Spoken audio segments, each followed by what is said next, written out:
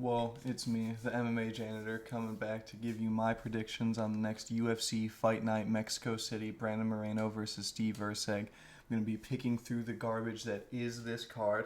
I don't know if you caught this, though. Last video, I had, like, a premonition, in which case I said something along the lines of the UFC tried to give Mexican fighters a buff with the Mexico card, and I don't remember how it turned out. But I was literally thinking about this week the next card in existence. This is the Mexico card with the buff.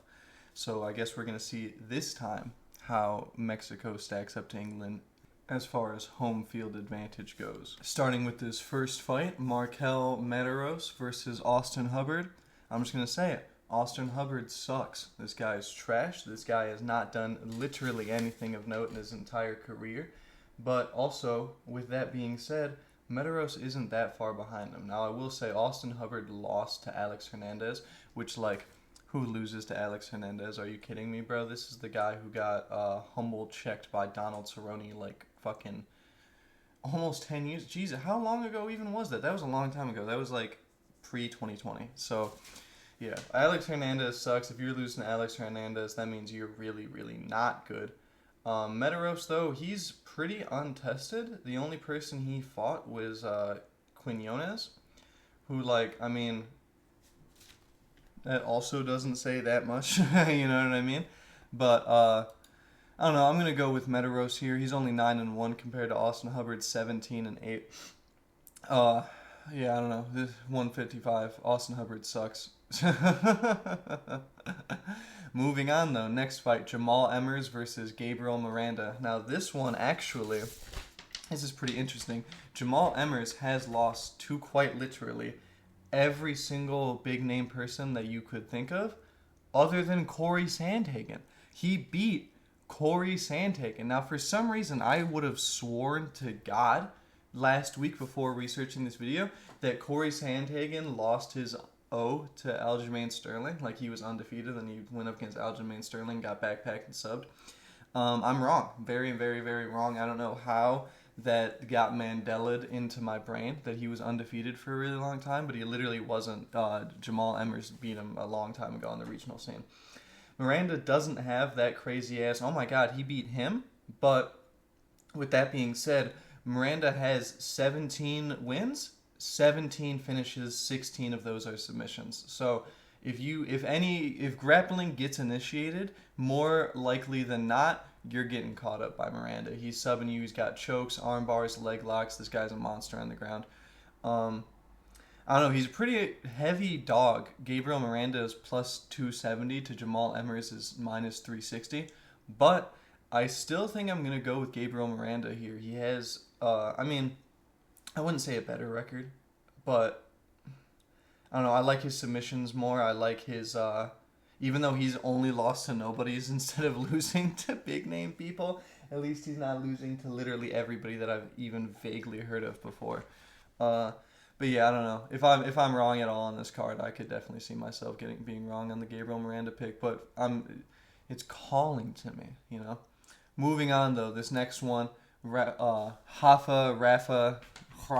Garcia versus Vince Pichel, and this is quite immediately another Pichel sucks. Why would anybody pick Pichel? I almost don't feel like doing a breakdown for this fight, because what are you doing fighting at 155 pounds at 42 years old, my guy?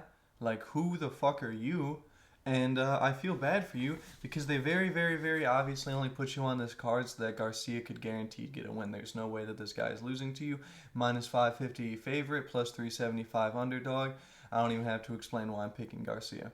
Garcia's best win, though, I will say, is Nathan Levy, which is a pretty decent win. So Garcia has some potential. Moving on, though. Lupi Godinez versus Julia Pilastri. Lupi Godinez has failed literally every single career test ever at all, period. Jamal Emmers lost to everybody except for Corey Sandhagen. This bitch lost to Corey Sandhagen. Like, every time they tried to give her like a mediocre to big name so that she could get some star power, she lost. Pilastri hasn't been tested to that capacity at all, I will say. But with that being said, she is younger. Godinez is 31 and Pilastri is only 27. And she has a better record. Godinez's record is 12-5 and Pilastri's is 13-4. Literally won a fight that Godinez did not. So, I don't know. She's got the reach advantage. She has the volume advantage. She has the accuracy advantage. I don't know if I'm just a big dumb idiot. I don't understand why Pilastri is the underdog here. I'm going with Pilastri. I think this is a pretty obvious pick. The only reason that you could go with Godinez is because Mexico has the buff tonight. But, I don't know. Moving on, Christian Rodriguez versus Macatsiel Costa. This fight, I mean, I don't know. These are both actual decent prospects. This is at 145 pounds. Rodriguez is 27 and Costa is 28. This is a stark difference from most of the time when both fighters are over 30 for some reason recently. Everybody's been aging. Like, everybody's old as hell now. I don't know. Costa has twice as many fights as Rodriguez, though. So that's, I mean, when does experience come into play? Why don't we talk about experience more? I understand, like, okay, 12-2 to 22-7, one of those records looks a lot more flattering, right? But when you realize that he only has 14 fights and this guy has 29 fights, it's like, okay, well, who's going to be more nervous? Who's going to be more uncomfortable in there, you know? And also, with that being said, Rodriguez got subbed by Juicy J. Julian Erosa in 2024. Now, I like a lot of bad fighters. You're going to notice that if you follow my YouTube channel. But I also know when it's like, come on, bro. And this is one of those times. I like Julian Erosa, but if you're losing to Julian Erosa in 2024, you're fucking trash, bro. Like, how? What is happening? Anyway. Yeah, I don't know. He did beat Rosas Jr. and Cameron Simon, though, which that means something. I do vividly remember when Rodriguez stole Rosas' hype. But also, I don't remember you, Christian Rodriguez, so you are the guy that beat Rosas, but you did it in such a boring, shitty, lame way. I don't remember you. I just had to go to your record and then saw that you beat Rosas Jr., and then I went, oh, this is the guy that beat Rosas Jr. It's not like you were able to actually take the star power that should have given you. I don't know. Costa has 15 wins by finish, while Rodriguez, again, only has 14 fights. I think I'm picking Costa. I don't know. Like I said, when does experience come into play? When do we start gauging, like, damn, experience? Interesting with this next fight. Damn, this is about to fuck me over. Whatever. Ill-prepared as hell. I was going to watch more fights from these guys, but then I was like, whatever.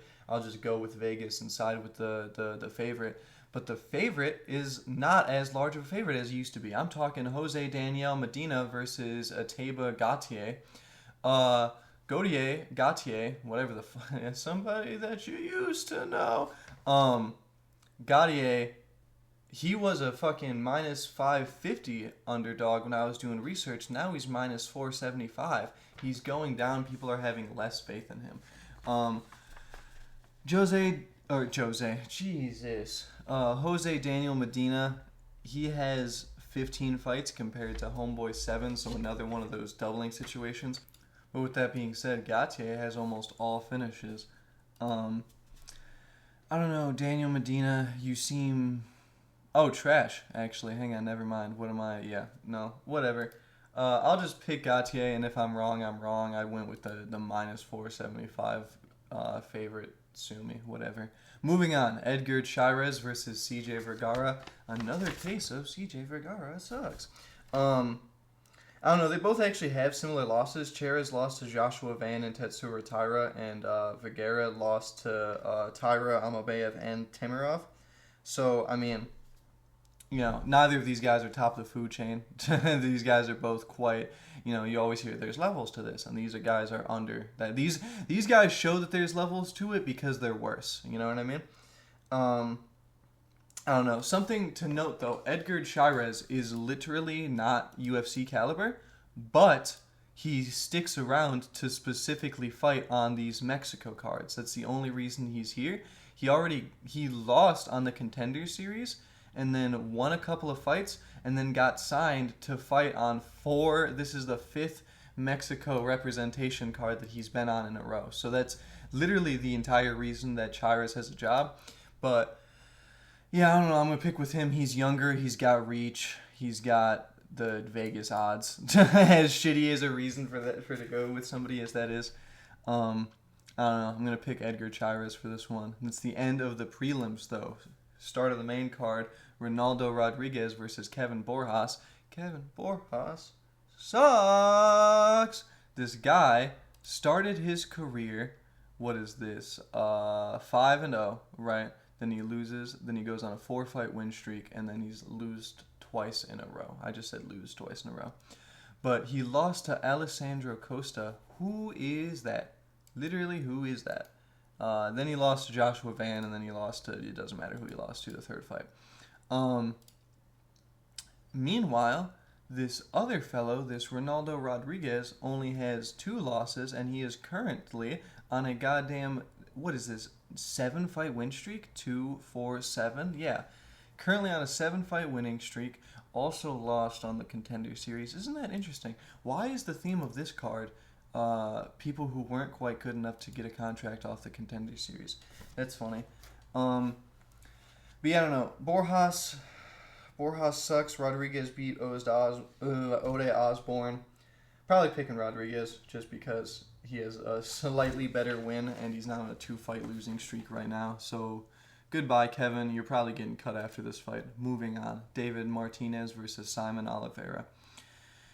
Martinez is already 11-1, and he is only 26 years old. 9 of those 11 wins are by KO TKO, which, it's pretty dangerous for a MFing bantamweight. The smaller, I don't have to say this to people, but smaller down in weight class you go, the less power you have by default. That's just physics, so the less knockouts you typically have. You're not going to see as many KO TKOs at flyweight or fucking straw weight as you're going to see at heavyweight, for example. That's why people act like heavyweight is good, because but yeah, I don't know. Martinez better. Oliveira has the experience, like I was saying earlier today, but none of that experience is UFC caliber. So I think it's safe to go with David Martinez here. He's a -380 favorite. Yeah, I don't know. I'm going to go with David Martinez. Fuck you if you don't think I'm analyzing it enough. Raul Rosas Jr., this is the UFC's favorite little guy. This 22-year-old hype magnet. Honestly, I really haven't seen anything that makes him goated. Like, I don't understand all the hype other than the fact that he was on Dana White's Contender at like 19 or whatever, 18. Yeah, I don't know. It seems like this fight was made specifically so that he can win, though. You know what I mean? Vince Morales, he's also not that good. He doesn't really have anything that's too threatening to Raul Rosas. He's also on a 2-fight losing streak right now, losing to Taylor Lapoulis and Elijah Smith. Who the fuck is either of those? So, the thing is, in things like this, it's safest to just go with your gut. Or not your gut, but like what you think the UFC wants, Like if you can see the script, sometimes Dana White comes to us in our dreams and like implants little pieces of the UFC script, at least the chosen few, the ones with the YouTube channels. So like for me, for example, I very vividly remember like Sean Strickland's going to beat Adesanya. And everybody acts like that. People want to say that nobody predicted that, and that there was, if you predicted that, you were just being silly or blah blah blah. I put money on it. So I remember Sean O'Malley beating Petr Yan and Aljamain Sterling, and I remember Sean Strickland. Sometimes you just get a taste of like, okay, this guy's going to be goated. And Raul Rosas Jr., most people got that taste that he's going to be goated, even though he's really not that good. So the UFC is going to keep giving him favorable matchups, and this is one of those favorable matchups. I'm picking Raul Rosas Jr., but I do want to say he fights at bantamweight. Think about other bantamweight fighters that you know. If he was a flyweight, it would be like, oh yeah, let's go, Raul Rosas Jr., you're going to be the youngest champion in UFC history. Whoopsies. I just dropped my mouse. But this guy is 20 years old, and he fights at bantamweight, okay? You are not beating Corey Sandhagen, you're not beating Sean O'Malley, you're not beating Merab, you're not beating Umar, you're probably not even beating Rob Font or Cheeto Vera, you know what I mean? So, like, come on. I get it that, he's only 20, give him 8 years, and then maybe he'll be better than all those people. Yeah, in 8 years it's going to be a whole different crop of people, and then the whole gimmick of youngest champion ever is already dead and gone by that point. Anyway, done with that rant. Maybe I'll do a more in-depth thing on that later, or I'll have a conversation with Dominic about it. But Kelvin Gastelum versus Joe Pyfer, the next fight. Come on, guys. Do I really even have to talk about this fight? Kelvin Gastelum's only 33 years old. That's sad. That is a little sad, I'm not going to lie. Doesn't that suck? That's going to be you, Raul Rosas Jr. In 13 years, we're going to go, damn, Raul Rosas Jr. is only 33? How is he already 15 and 14? That doesn't even make any sense. He's only 33. Well, because he's been in the UFC since he was 17. That's how. But anyway, with that being said, Joe Pyfer's knocking Kelvin Gastelum out, obviously. I don't think anybody even has to, like, what kind of analysis is that? Very obviously, Joe Pyfer is beating Kelvin Gastelum. Kelvin Gastelum has not had a good win since, let me see, probably fucking damn near ever his entire career. But let me waste your goddamn time. Oh, I mean, he beat Daniel Rodriguez and he beat Chris Curtis, but are we going to call those good wins? He beat Ian Heinisch. He beat Jacare Souza in 2018. He beat Michael. He retired Michael Bisping, guys. You remember that? You remember when he retired the short notice Michael Bisping, who literally shouldn't have even been in there because he just fought GSP like 2 weeks before. He retired Michael Bisping in 2017. Isn't that crazy? Lost to Chris Weidman. Lost to Neil Magny in 2015. Lost to Tyron Woodley. Man, Kelvin Gastelum. Well, yeah, Joe Pyfer's beating him, obviously. Probably going to knock him out. That's damn near all I have to say. I mean, he got fraud checked by Jack Hermanson, but that's also a middleweight. Jack Hermanson is a good grappler at middleweight. Kelvin Gastelum and Jack Hermanson at this point in time are literally not comparable anymore. Moving on. Manuel Torres versus Drew Dober. This fight is actually really interesting. I cannot wait for this fight. Manuel Torres is pretty good. He subbed Chris Duncan. Yes, that same Chris Duncan that ruined my hopes and dreams last week against Jordan Vinicius, or whatever the fuck his name was. I already forgot. But yeah, so Manuel Torres, he subbed him. Drew Dober is pretty mid. Pretty gatekeeper-esque, I will say, but I mean, we all know Drew Dober. He's pretty all right.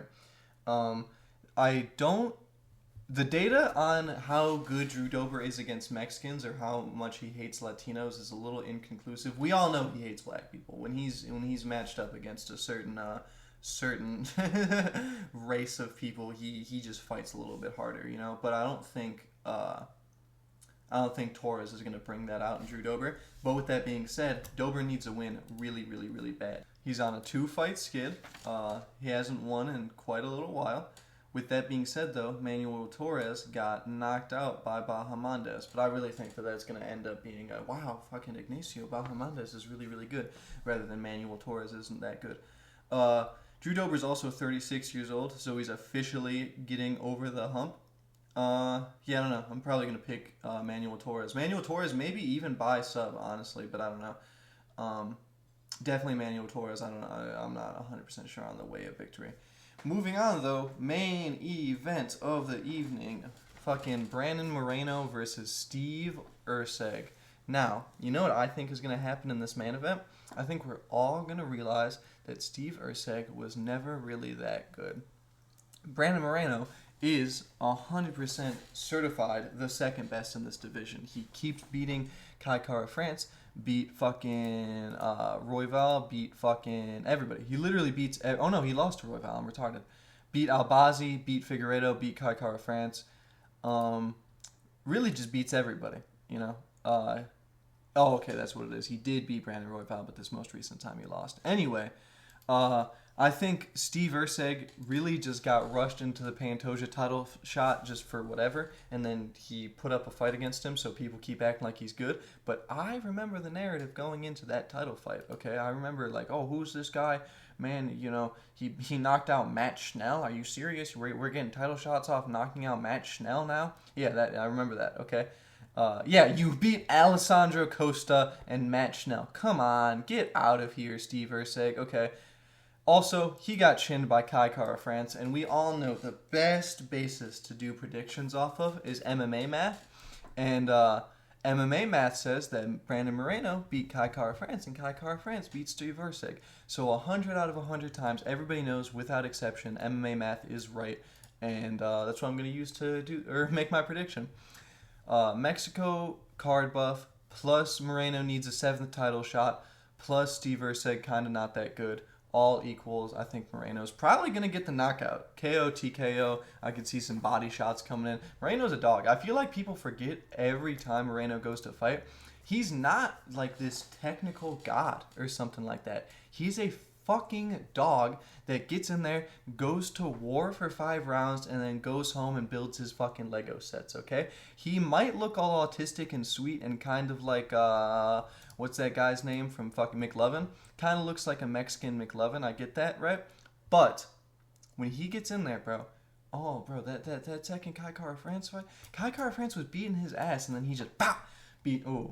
Moreno good. Moreno's beating Steve Erceg. There you go. Those are my predictions for UFC Fight Night Mexico City. Brandon Moreno versus Steve Erceg. Let me know what you guys think in the comments if you guys have any like blah blah blah blah blah blah blah blah blah. Insert YouTuber outro here.